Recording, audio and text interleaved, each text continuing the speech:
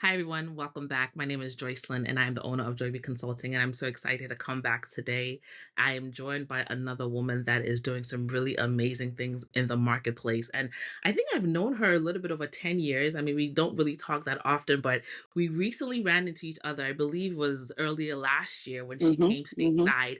It was really great to see her. So when I started this series, she was one of the names that came up to reach out to really have a conversation about what it means to be a woman in business that is faith filled. All right. So, again, tonight we're going to have a really great conversation with a woman that I love so much. Her name is Ruby. And before I over introduce, because y'all know me, I will over introduce. I will let her introduce herself, tell us who she is, where she lives, and where she's lived, because that's really important for our conversation. And then just what she does. So, over to you, Ruby. Okay, so my name is Ruby Adu. I guess you could call me a serial entrepreneur. I was born and raised in Canada and moved to Ghana in 2013. And have been living in Ghana ever since. So that's about 11 going on 12 years. It's been a journey and a half to tell you, to say the least. Like I said, born and raised in Canada, didn't really have any ties to Ghana, aside from obviously my parents being from there, my siblings being from there. But I'd come down maybe Christmas, a few Christmases, dirty December, before it was a thing, actually. And then I think in 2012, the opportunity presented itself and I came down. So I am co-owner of the Cupcake Boutique in Labwani. We have been open for 10 going on 11 years. I also have a jewelry brand called Bijou. I also do some brand marketing consultancy on the side and then events as well. So that's me in a nutshell. I love it. I love how you introduced yourself as a serial entrepreneur because that is so important to know that you do Exactly. a lot of things and you do them well. And the earrings you have on, I'm pretty sure they're from your wonderful company. They're actually Please show not. them They're to the actually not. However, I am supporting a Ghanaian brand. Like I That's said, koi. I'm all about support. It is koi. It is. I It love is. koi. It is. It Yes, I should is. have known that. That's We all koi. love koi, That right? is We all koi. love koi. If we start talking about Koi, we won't get off this call. So let's just pivot. But she's one of the people that I'm like, one day I just want to give her a hug. Like, if I ever get to meet I her in real know, life, I just want right? to hug I her. know, I love right? her. But I yes, that is know. a Koi piece. That is a Koi piece. But thank you so much for joining us. Thank you for sharing a little bit about who you are and what you do. And I just want to pivot really quickly and just ask you about what made you leave Canada to go Okay. to Ghana with no Okay. ties, no anything. Like, what? How did you end up there? Okay. So I'm gonna make a long story short. No, make it So long. We wanna hear the story. Don't make it short. We no want all the problem. details. We want all the Look, tea. Give it to no us. problem. Okay, so went to school for communications. I did my undergrad in communications, did a postgrad in public relations. So finished school and was like, I'm getting a car and a condo and I'm just going to be living my best fabulous life. I'm going to move downtown. I'm going to be living the life. Came back from university and had a sad, a shock, let me say. I could not find a job, and oftentimes we're told do the right thing to get the right results. So I remember at that season, I was kind of like, okay, well, I've gone to school. I did what I was supposed to do. Why can I not find a job? I'd apply for every job under the sun, like cleaner, like everything. I was overqualified, underqualified. Certain jobs, I'm like, I can do this with my eyes closed. And they're like, yeah, you're not qualified. So I was like, okay. So I had to put my pride aside and had to go work at my high school job. So working at my high school job, it's, I guess, what you would call the equivalent of maybe like a step above a Walmart. It was called Zellers. So I went to go work there as a cashier, and I remember I'd just be like, I don't understand this. Like, I'm a whole university graduate. Like, what am I doing here? So funny story. So there's a girl I actually went to high school with, super smart, super brilliant. So I remember like one day I'm at work and like loathing in my self pity, and I see her, and I remember freezing, being like, what the hell? Like, she's gonna see me here, and she's gonna be like, so she sees me, she's like, oh hey Ruby, like what am I doing here? Like, didn't I go to university type thing? Like, and I was like, oh yeah, like I haven't been able to find a job, and just things are tough. And like, she's like, oh yeah, she's found a job to working. So I remember being like, man, no problem. So worked that job for like, I want to say about 6, 7 months, and then got an opportunity at another retail store. And I thought going into that retail store was going to be a little bit more admin. So I was like, okay, went to this new company and I realized that it was actually just the exact same job, just even more stressful. So I remember being there, cashing people out, and I see the girl again, and I'm like, oh my gosh. At this point, you're following me. So she sees me. She's kind of like, I was oh, just about to say hey. that at this point she's following you, okay? Because Right? it's not She's a possible. monitoring spirit, right? So at Yeah. this point, she sees me and she's kind of like, oh, hey, like, oh, like you left the other job and you came here. And I was kind of like, yeah, like, so I remember just being like, God, like, I don't understand this. No problem. So did whatever I needed to do. And then that job didn't work out. So I went back to the other job. So when I went to the other job, I think they promoted me as like cashier supervisor or something of that nature. And I remember one day something was like, oh, I should look online for their corporate jobs and see what's available. Go online, apply for a buying assistant job, get the position. And I'm like, oh, thank you, Jesus. I'm in that role. Then the company decides that they're about to close down. I think what, like 10 months later. So I'm like, can I catch a break? Like, so I'm there. And then I think LinkedIn, somebody must have messaged me from Target. That's when Target was entering Canada. So they messaged me from Target being like, oh, they're a recruiter. They're looking to connect with me, do an interview, things of that nature.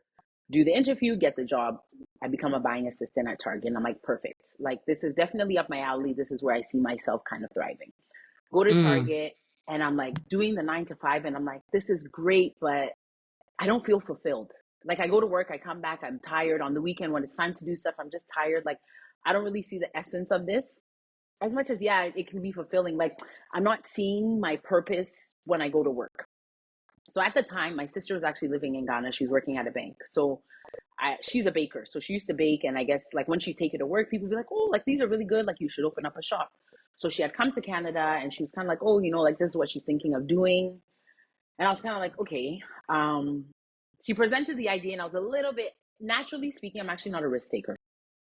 Like risk is here, I'm me on the other side. me too. I don't like it. Like keep it I far don't like it. away from me. I need to know how Exactly. it's gonna I end, need to the know results, exactly. like Exactly. Exactly. yeah. So I remember at that time I was kind of like, okay, I'm not really sure, but like we'll see. And like I said, I had been to Ghana a few times, but I just wasn't too convinced. Like I said, I'm used to the North American life. Do your 9 to 5, come home, sleep, go to work again. At this point, my mom's like, absolutely not. You're not going to Ghana. Like, what do you want to do there? Like we you were born in Canada. Like, you have no business in Ghana. Like, if anything, support from a side, let Mm. them go. You support from a side, and I was kind of like, no, no, no. So at this point, I'm like praying about it. I'm asking God. And I remember I'd have all these favorable dreams, just certain scriptures or quotes. And I think at that time, I hadn't really honed into how the Holy Spirit spoke to me, but I was getting a good inclination, right? So I'm like, you know what? Yeah. I'm 25. At the time I was 25, I was like, okay, if push comes to shove and I don't like it, I can come back. I'm young enough to come back without feeling like, okay, I've ruined my life. So I think summer of 2013 came down for the summer, started to register the business. And when we came back, my other partner quit her job. So when she quit her job, I was like, oh, I guess I really have to come because like somebody's quit their job, like things are getting real. So at that point, I'm like, okay, I guess this is actually happening. So as much as like time was running out, my sister and my partner had gone ahead. I was kind of like still working at Target, still being like, yeah, I'll tell them soon. I'll tell them soon. So I think I worked for about 3 or 4 months and then I finally like gave him my notice and I was like, oh, guys, like I'm moving to Ghana. And they were like, Ghana? And I remember everybody that I used to tell that I was moving to Ghana, like to open up a cupcake shop, they're kind of like, you're not serious. Like, have you been to Ghana Mm. before? They know nothing about this. Like, don't waste your time. Da, da, da, da, da. And I was kind of like, I feel like God is leading me. Let me be wrong. As long as I've gone. Yeah, as long as I've gone, I've pleased my master. I'll go and see what happens. So I come I've down. been obedient. I've been Exactly, obedient, even when exactly. it makes no sense to And when it makes absolutely no sense to nobody. anybody. Exactly. So Yes. I now come down 2013, I think it was December of 2013, and I was in for a rude awakening because I've only known Ghana as Betsy December. I had come that summer before, but the reality of actually living in Ghana is way different than the reality of coming on vacation, and I feel like a lot of people always like, yeah, yeah, I went to Ghana December. I want to move here. I'm like, guys, this is nothing like Betsy December Ghana. Like, it's not a thing. Like, life actually will hit you and it'll hit you fast. So I remember Mm. coming down, we're trying to open up the shop, scouting locations. And at that point, like the money that I brought, we thought we were opening up within the next 3 months. So like time was ticking. I had no more money. So I had to get a job. So I get a job at a school. as like a marketing and admissions officer. And I was like, okay, it's cool. Like, it's not bad. But like I said, I didn't come to Ghana to work somewhere else.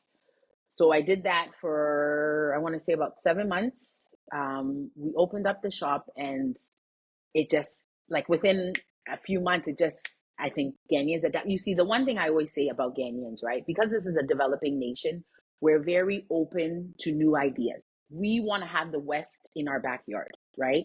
So we're very used to having all these foreign companies come in and showing all these foreign concepts, but we want it in our backyard. Not everybody travels, and those that do travel, they want to have that experience in their home or in their home country, let me say.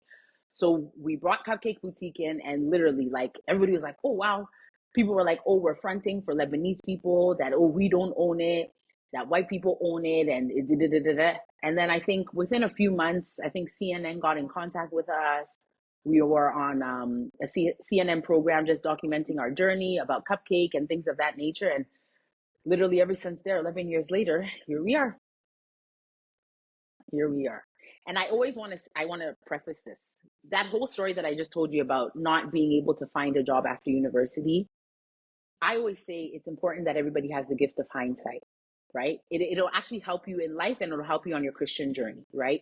Right. To be able to always look back and realize that in that season, as painstaking as it was, everything I learned there, I applied when I had my own shop dealing with customer, like, and I didn't get it.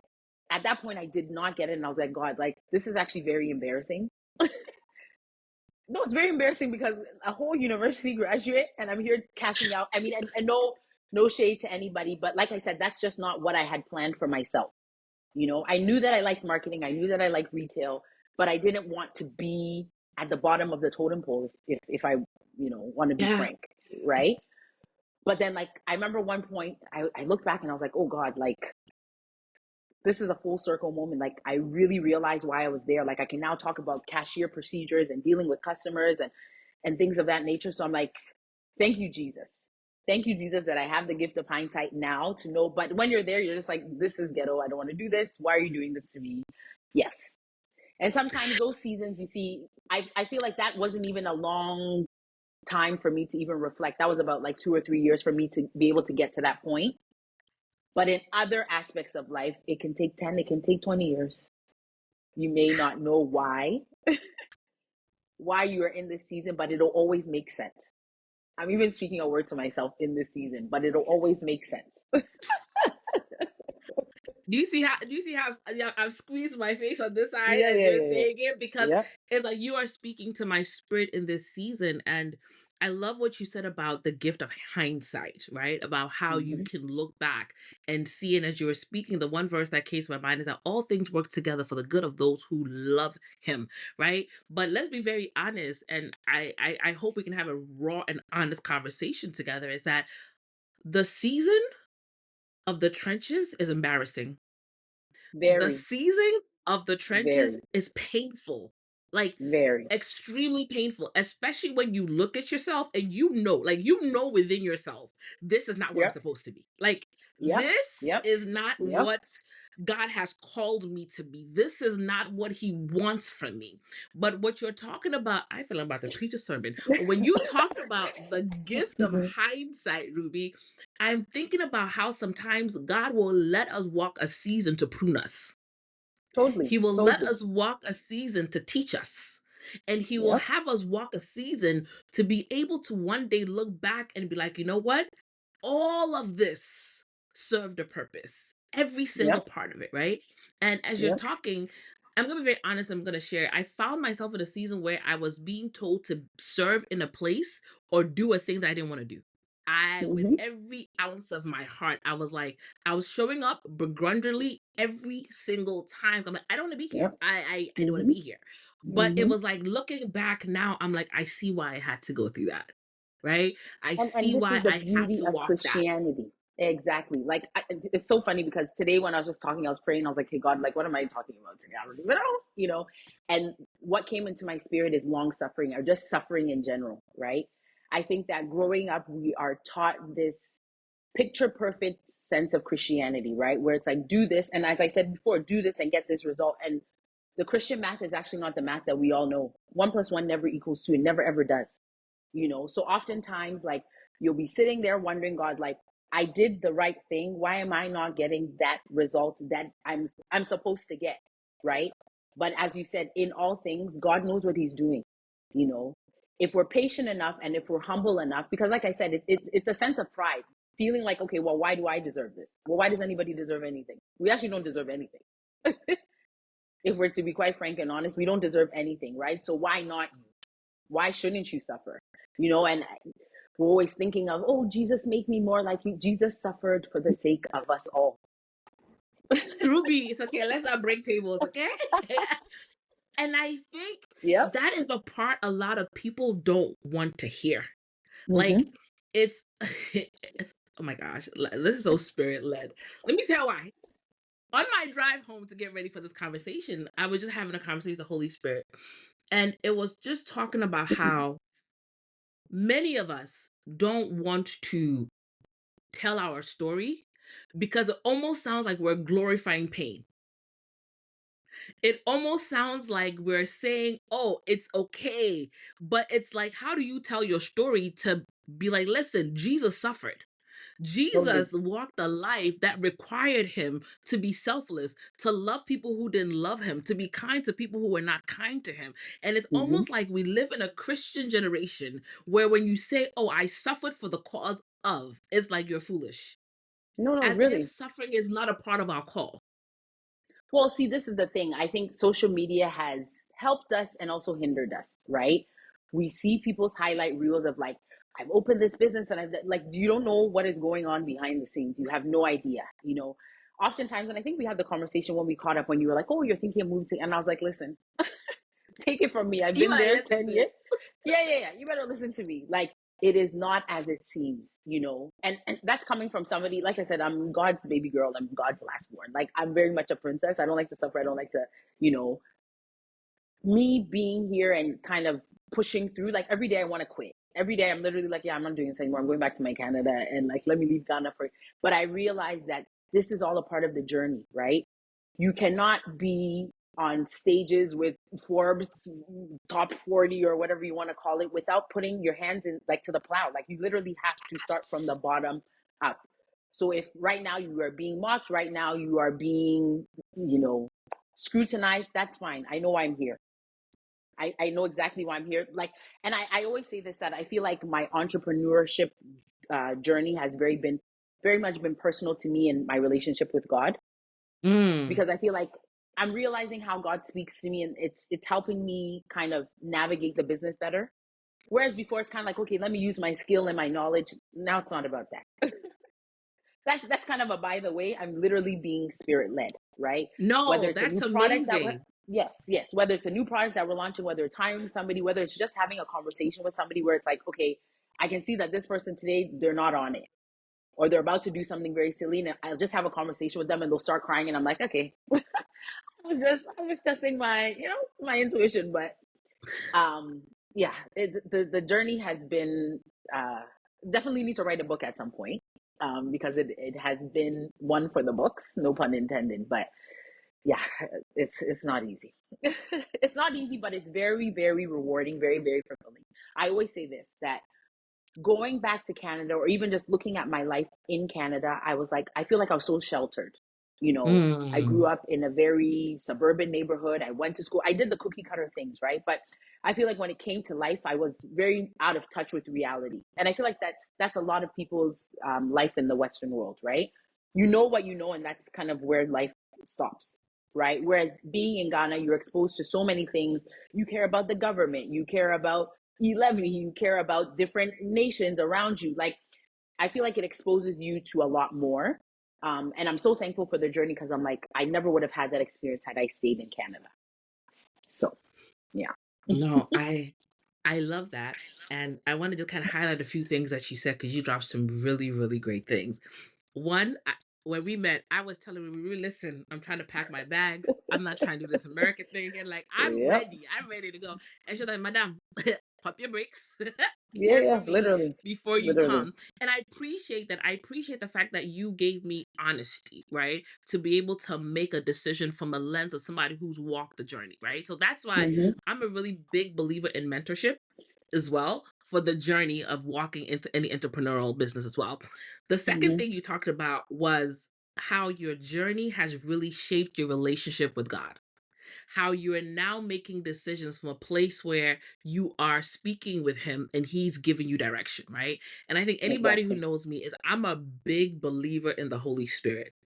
Like, I will always say I will not start anything unless I start with the Holy Spirit, because he's the biggest plug ever. Like, he knows Mhm. things that I don't know. He's the spirit of Mhm. truth. He's the Mhm. spirit Mhm. of counsel. He knows all Mhm. things. And I believe that as faith-based entrepreneurs, business owners, CEOs, we have that plug, right? He is the best strategist. Like, you're not going to get a Exactly. strategy from anywhere else that is going to be better than what the Spirit of God gives you, because he knows all Exactly. things. Like, I could tell you stories for days of people I've met, clients I've worked with, even most recently. And it's so funny because this was also an obedience thing for me.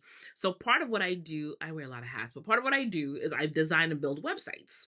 So Okay. I got an inquiry from a client, and we scheduled the call and she never got on the call. I was like, she's not serious.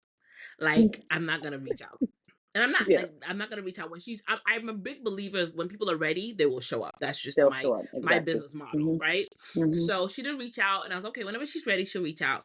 And then right before I started this obedience series, she reached out again. And I was like, here she comes again. Is she really serious about this business thing? Yeah. And the Lord was like, reach out to her. I'm like, I don't want to. He's like, Yeah. reach out. And I said, okay. So I did. Reached out. We booked a conversation. The day of the call, she doesn't show up. I'm like, Oh listen, God. like, at this point, You're at wasting my this time, girl. point, you're like, come on. Like, Yeah. come on. Yeah. Yeah. So I was talking to hubby about it, and he was like, you just never know. Just reach Mhm. out. We finally got on the call. And when I tell you, we talked for over 20, 30 minutes, Oh not wow. even about the website, just about life. And she is in ministry, and she's walking a ministry of grace because she had like two miscarriages, and Oh this wow. life is lifing. Do you understand? And it's funny because I laughed, because I'm like, God, this is what you wanted. It wasn't even about the Mhm. website, it wasn't about the Mhm. work, it wasn't Mhm. about any of Mhm. that. It was being Mhm. able to meet this woman who was going through something, who needed words just poured over her and into her. Yep. And we Yep. ended a call in serious prayer.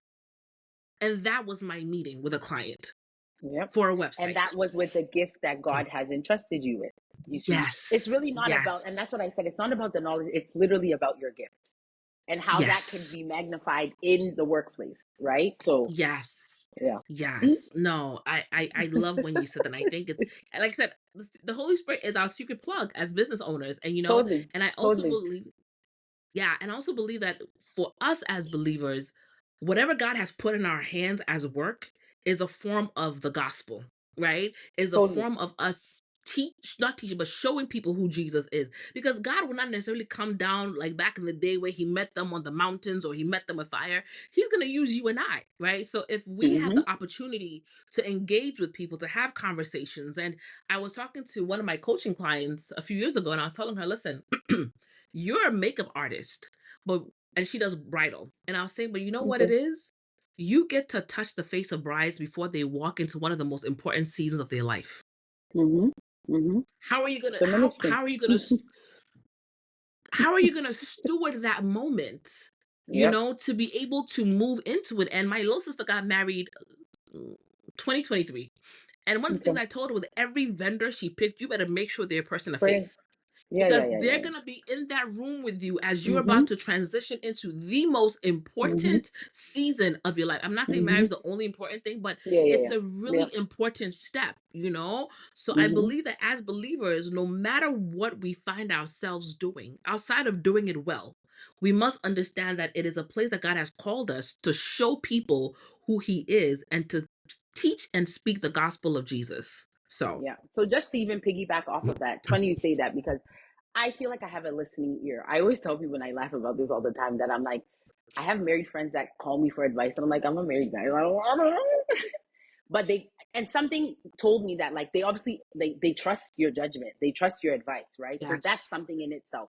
I've always had a listening ear. So one thing that I've adapted at work is that I think every quarter or so I'll sit down with every employee and just have a chat. I'll just talk to them about life. Oh, what's going on? Where are you living? Who are you dating? What are you doing? And I really realized that, like, to your point about just being able to evangelize or just be there for other people, I'm like, a lot of people are misguided. They don't have somebody of faith to even be like, hey, go here, go, hey, do this. And not that I'm coming from a place of perfection. I need my own mentorship myself. But I really realized that, like, walking away from that conversation, people are kind of like, oh, okay, I never thought about things this way. Or like, maybe I need to shift my focus to what's important to the things that are not important, you know? A lot of people, like I said, they don't have parents that will sit down and be like, hey, go left, go right. A lot of people don't even live with their parents, right? So they're navigating adulthood on their own, whether they have good or bad friends, whether they have good or bad, acquaintances. They're just living life, So I think that God has even entrusted me. And I always say this, my mom always says, take the good and not the bad. If people leave Cupcake Boutique or any of my other businesses knowing that, okay, Auntie Ruby said this one day, as I'm growing or as I'm navigating life, I remember what Auntie Ruby said, like, my job is done. If it's just one person, my job is Mm. done, you know? But it's taxing. It's emotionally taxing. Because like I said, sometimes people dump and then sometimes you're like, who do I talk to about? Yeah. Yeah. Ruby, we're gonna be here longer than we need to be, but I think this is gonna be a good conversation because as you're speaking, it's two things that come to me. One, I want to free you and myself from this idea of we have to be in a certain place to be able to give. Okay. I'm gonna free you from that, and the reason I'm freeing you that because somebody had to free me, and I'm still freeing myself from that, right? Mm-hmm. Because Mm-hmm. there's a certain assignment on my life that I feel like, but God, I'm not worthy to carry this assignment because I don't have, or my life does not look, or I'm not in a place where it matches the kind of people that do this assignment or the kind of Yes. people who are worthy to speak of this assignment, but you keep nudging. So in one conversation, I was bearing my heart out to a friend and I was like, this is what makes me anxious because I feel like I'm giving the advice, but I don't feel worthy of it. And it's like Yep. the advice I'm given by the grace of God is I see it transforming people's lives. Like I see people Yep. come back and be like, what you Yep. said. And I'm just looking at my life Yep. looks nothing like the transformative Yes. message I just gave them. Like, so Yes. what is all of this? And they said something to me. And Mm-hmm. they used the analogy of an Amazon delivery guy. Mm. And they were like, when you order a package from Amazon, you only care that your package gets delivered. Most times, you're not going to stand at the door and ask the delivery guy, hey, are you Where are married? you coming from? Yeah, Hey, yeah. do you have a perfect marriage? Hey, where Exactly. did you get? We're not asking any Exactly. of those questions. Exactly. Amazon is a place that is asking the driver to deliver the package to you. In that same Mm-hmm. sense, God has entrusted you enough Mm-hmm. Mm-hmm. to be the person who gives people messages no matter where you find Mm-hmm. yourself in life. Mm-hmm. Mm-hmm. Your Mm-hmm. job is to deliver the message. Your Yeah. job is to be obedient. And that is it. Yeah. Yeah. That And is it. it's taxing because I feel like with this journey or with this call, it comes with a lot of emotional turmoil, you see, because it's like you're dealing with your own, I don't feel worthy enough. I don't feel, but God's like, I'm still going to use you. Whether you like it or not, I'm going to use you. So if you That want to part, talk whether about it you like it today or or not, it's not like tomorrow, you got a choice in yes, that's this. it. It's like, That's it. That's it. I remember I took a flight, I think it was January, and I was sitting beside a guy, and my spirit, like, it was almost like I was downloading the person, and I just wanted to talk to him. Something told me that this guy, like, just talk to him. And I was like, yeah, no. And I did it. And I beat myself over it because I'm like, I felt the emotion of the guy, and I beat myself up because I'm like, you're never going to walk in boldness unless you take a step. Somebody told me that one day, and it was the most simplest advice. And I was like, he's just like, you just need to take a step. And I feel like a lot of the times as believers, right, God has entrusted you to X, Y, and Z, but we're all thinking about this whole perfectionism thing. Oh, well, what if it's not perfect? What if I say it and I match my words, or people are criticizing me, or they use my struggles against me, but yet I'm trying to give them advice? Because that's what it is. I know what I'm dealing with, so I'm not going to now come and tell you something that doesn't apply to me. Ruby, like, how dare you? We know what you're No, going through. really. You gonna come talk to And us? Like, how I mean, can and you? this is human nature. It's human nature, Yeah. right? Nobody wants to be told about themselves or given any sort of advice that goes contrary to what they feel they are, right? So I know that that's something that I do struggle with, like just walking in boldness, or it's like knowing something, but it's just like, oh, let me keep quiet. Let everybody else figure it out. Let me just keep quiet. But I do. I mean, and I'll use this even as a perfect example. I didn't want to do this. When you messaged me, I literally was like, oh my gosh, I do not like talking online. Like, I'm very shy. I'm very behind the scenes. Like, it's just, but I realize that I don't want to say it's demonic, but I don't think this is what God has called me to do forever. Maybe for a Yeah. season, but I don't think that He has called me to be behind the scenes forever. So it's like, I feel like certain opportunities are presenting itself, and part of me is like, oh yeah, yeah, I'd love to. Then other times I'm like, I wish this thing doesn't happen. Like, let the internet just crash today, and this we can never we can never talk to each other ever again, and then it just, we all just forget about it. But as you said, like, I think walking in the spirit of God and walking in what God has called us to do, you just need to take a step. If I come today and, like I said, it's one person that listens to this and they're like, okay, my life doesn't suck. I'm Yeah. just on a journey. I've done my job, and I Yeah. pray that God blesses me because I did it. But I've done my job. It's just about taking a step. If Yeah. God has implanted whatever it is that He's implanted in me, and I've said it to the world, I've done my It part, is. and Yeah. that's all I can Yeah. be accountable for. You see, Yeah. so No, yeah. I love you. And I want to tell that I see you, I hear you, because I think before we started recording, I was sharing with you how, like, I don't want to do this project. Like, every time I post, my heart skips a beat.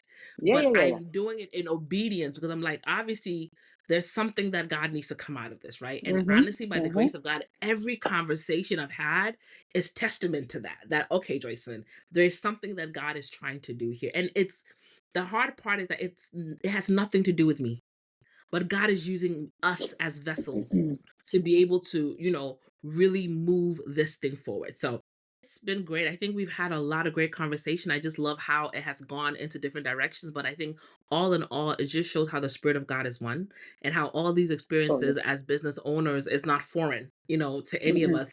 And then to those of us who are also called for special things that God is, pruning us and teaching us to be. So that's really great. So there's really two questions, and I think we're over time. And the Okay. first one is, what I know there have probably been many challenges opening a business in Ghana and doing it for 10 years, but if there's one challenge that really stands out or sticks out to you, what was it and how did you overcome it? Okay. So people, working with people, which is the most ironic thing because you can't work unless there's people involved, right?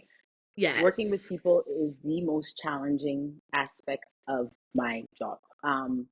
First and foremost, I want to use the cultural aspect, right? There is a certain way we are prone to work in the West that is very foreign to working in this side of the world, right? So I remember just moving to Ghana and being like, okay, like we're gonna have a meeting, and it'd be like, okay, we're meeting at 10. So like 9:55, I'm like, I'm here, I'm ready, I'm late, I'm even late.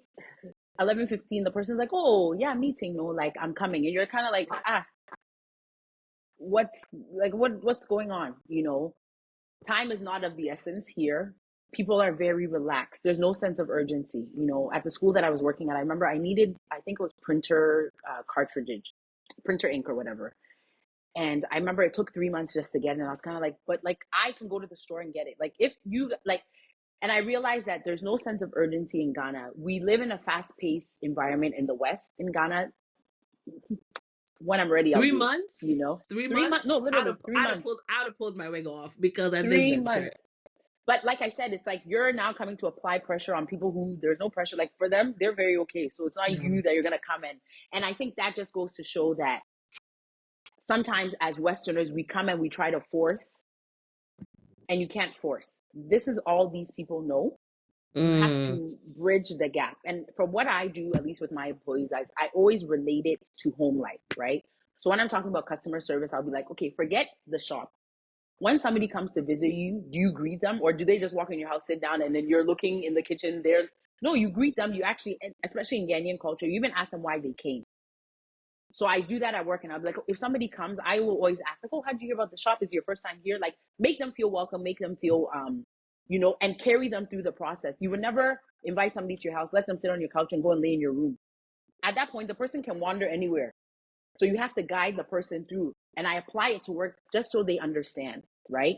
Because a lot of them are coming from backgrounds where they don't know anything about customer service. I love Sometimes it. Ghanaians feel like you're doing them a favor by patronizing them. And I'm like, no. And I always tell my workers, if somebody has, like, it costs money to live. So if somebody's taking, even if it's one city, to come and patronize your business, you better be thankful to God. Things are hard. And our cupcake is not, or our product is not a need. It's a want. And in this environment where like the cost of living is going up, you really have to fight for your life to stand amongst any other business that is a need, so we have to go the extra mile. Customer service is everything. Like the amount of times, like if we've had a issue with a customer, I'll refund their money, and the workers will be like, Mm. oh no, why are you doing that? Why? And I said, listen, they did not get the service that they're looking for. We need to give them back their money. If you guys will pay for it, or the company's paying for it, I don't have any problem with that. Give people what it is that they're paying for. So like I said, dealing with people is the biggest challenge.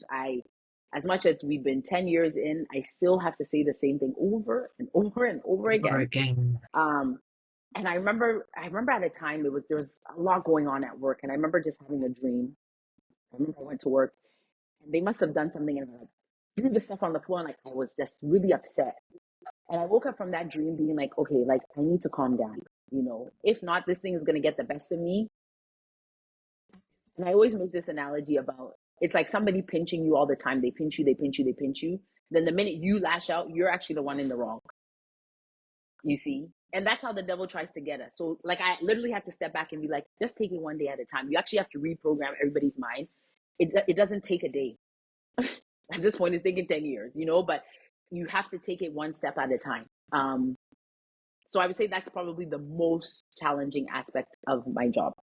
Um, the second most challenging aspect I would probably say is sometimes just feeling like being so passionate and then maybe not seeing the result of your passion, Mm. especially as an entrepreneur, right? I feel like Ghana is a place where you can make anything happen. Don't get me wrong, but sometimes what's a really great idea may not adapt when it comes here, and that's fine. It's all about the follow through, right? Like I said, maybe God will ask you to do something and it tanks. As long as you did it, I've done my Obedience. I've done my role. I've done my job. So certain things will do it, and maybe it just won't adapt the way that I want. And sometimes I come home and I'm like really upset, and I'm like, God, like what's the point? Like you keep making me do things and it's not working. Like, but I realize that this thing is a journey. I'm gonna look back one day and be like, I am so thankful that things did not play out any other way aside from the way that it worked out, because I have a testimony to say at the end of the day. Mm. You see, Yeah. so Yeah. I would say those two things. I love the analogy you used about somebody coming to your house and Mm-hmm. how you would treat them, right? Because as Ghanaians, it is a huge thing. I remember growing up, you dare Yeah. not try, So it's Yeah. like, I love how you are able to take a cultural reference to something that they understand to bring it to the business place to make it make sense. That's amazing. Last question, and we're done. Wrapping up, doobies and pins. All right. Okay, awesome. So yeah, we're gonna do the last question, and then we're gonna end our conversation. It's been a really great conversation. I've really enjoyed this conversation a whole lot. But the last question is to Ruby 10 years ago. What advice would you give her as she navigates her way to Ruby today? Okay. I would definitely say, and as we've spoken about, trust the process. Um, don't let your shyness, don't let your timidity get in the way of what you feel or what you believe.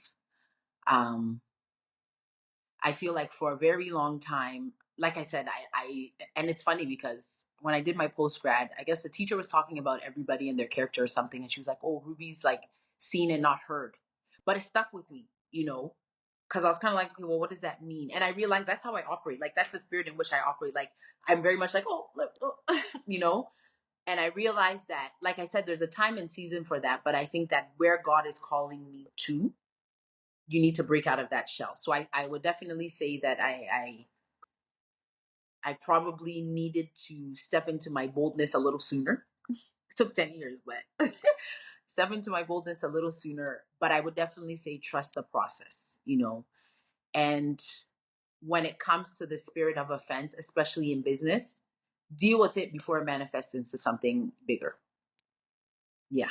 As I said, dealing with people is not easy. Like everybody has how they work.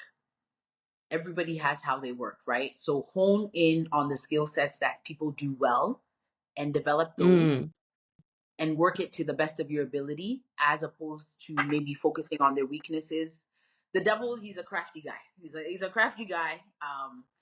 And he's looking to kind of skew everybody off of their path, right? So if Ruby 10 years ago knew that, I probably would have navigated business a little differently. Yeah. yeah, Yeah. yeah. I hear But that. I I hear don't that. regret I don't regret anything. There's not one thing I regret to date. The highs, the lows, the extreme highs, the extreme lows. I do not regret anything because I feel like, this whole concept of pain with purpose, it's opened my eyes. I think it's given me Mm, wisdom that I didn't necessarily ask for, but it's beneficial for where I'm going. It's helped me yeah, navigate, like I said, business in a more tactical and more Christ focused and Christ centered way, right? Um, yeah, it hasn't been easy. It has not been easy. Like I said, I always tell people like entrepreneurship is not for everybody, and that's fine. I think we live in a culture where it's like have your own business, have your own. Somebody has to work for somebody, and that is very fine. It doesn't take away from who you are. We are all called to something, and I think that's actually the last thing. Everybody's called to what they're called to. Maybe your gift is something that I, mm, vice versa. Don't ever, don't ever covet somebody else's gift or anybody. Be on your own lane, be on your own path. Focus on your relationship with God, and He will direct your path. Because it's very easy to look yeah. left, look right, like, but you're going straight. Why are you shifting your eyes? You're going straight. When you go to driving school, I promise, you're supposed to just assess, but you're literally going forward. Like, look, but go forward. You know, um, Ruby. Let me tell you, this conversation. Because as you said, as I was driving, and like I said, I was having a whole bunch going like, God, what are we going to talk about? Because you have given me no script with yeah, anybody. It's just like, come and talk about what? And the yeah, perfectionist, deep is like, no, he's like, just come and talk. And when you said what you just said, I remember the Holy Spirit saying, learn to run your own race. that's it. No, that is it. Learn to run your own race. And it's not an easy thing to do because, like I said, social media it is benefited us, but it's also been the detriment of our progress because you're looking left and right, but God is saying, look forward. Like literally, just look Yes. forward. And it's not Yes. easy. It's like you said, it can be humiliating. It can be very taxing emotionally because you're just kind of like, but God is like literally just. I remember January, I went to church and at the end of I think church they did an altar call and literally the Holy Spirit said like just focus on me, like don't worry about Mm, anything else, focus on me. And I didn't realize in the moment why he was saying what he was saying, but now looking back, I'm kind of like I said, the gift of hindsight. Looking back, I'm like, okay, I know why yeah. because like I said, it's very easy to be like, but wait, but God said just come forward. Like you just listen to me and come forward. It's like Yeah. in your eyes, you're blindfolded, and the person's like, hey, and it's like, no, shift to the right. You're gonna hit the obstacle. Like shift. That's literally our walk with God, and it's in the small mundane steps Whew! we actually get. Ruby, before we shift into a sermon, because I feel like everything you say, literally on my drive today, literally. Ah, Yeah, this is good. yeah, I would always let's do a part two, but maybe next time I'm in Ghana, we'll link up and we'll do yeah, a yeah. part We'll two do it because live. this was Exactly. good. Yeah, oh yeah, I'm gonna hold you to that. The next time I'm coming to Ghana, I'm coming to find you. We're gonna do a No live problem. because No, this was no problem. good. This was so good, Ruby. Like you've blessed me in so many ways that I don't think I'll ever be able to explain. You've confirmed so much for me in my own spirit, and I'm just so excited to be connected to you again and just have this conversation that we did today. And just one really last question. I said last question, but if people are trying to find you, I know you said, you have the Cupcake Boutique in Ghana, but like where are you guys located? Let's say they come to Ghana, they want to find you, they want to find your businesses. Where should they come? Okay, so we're located on the main Labani Road, opposite UBA Bank. So in Ghana, we don't really use addresses, so that's why I'm sure people are like, "Well, what's the address?" So we're located across the street from UBA Bank.